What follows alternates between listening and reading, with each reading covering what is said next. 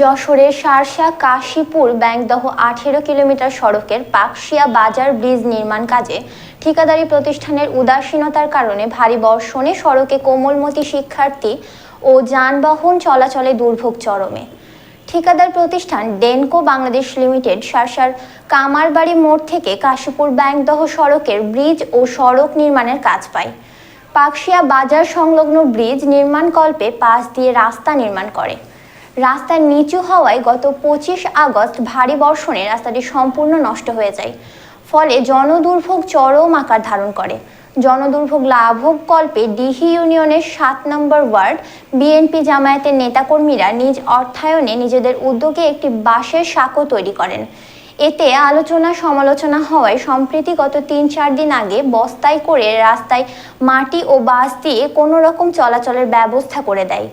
এতে bicycle, van, motorcycle ছাড়া অন্য কোনো যানবাহন চলাচল করতে পারছে না। এই সাঁকোর উপর দিয়ে কোমলমতি স্কুল কলেজের ছাত্রছাত্রী ও পথচারীরা জীবনের ঝুঁকি নিয়ে যাতায়াত করছে, অথচ ঠিকাদারি প্রতিষ্ঠানটি রয়েছে সম্পূর্ণ উদাসীন। এই সড়কটির উন্নয়ন কাজের মধ্যে 5টি ব্রিজ, 16টি কালভার্ট, 4টি বাজার শেড সহ ড্রেনেজ ব্যবস্থা রয়েছে। এই কাজে ব্যয় হবে 80,29,62,280 টাকা। ব্রিজের পার্শ্ববর্তী রাস্তাটি যাতে দ্রুত সংস্কার করা হয়, এজন্য কোমলমতি শিক্ষার্থী ও স্থানীয় এলাকাবাসী সহ মাহেন্দ্র চালকরা উপজেলা প্রশাসনের হস্তক্ষেপ কামনা করেন। আমরা এই রাস্তা দিয়ে অনেক কষ্ট করে চলাফেরা করি। আমরা প্রতিদিন এখান থেকে স্কুলে যাওয়া আসা করি, পড়তে যাই।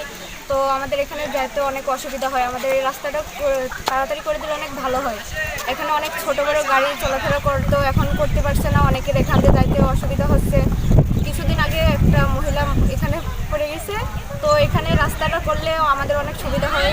আসলে আমাদের স্কুলে যাওয়ার সময় এই যে সাঁকোটা রয়েছে, এটাতে যাওয়ার সময় অনেক লেট হয়ে যায়। তারপরে অনেক সময় জাম হয়, যেতে পারি না। আর আমরা সরকারের কাছে একটাই আবেদন জানাচ্ছি, আমাদের এই রাস্তাটা তাড়াতাড়ি ভালো করে দেওয়া হোক।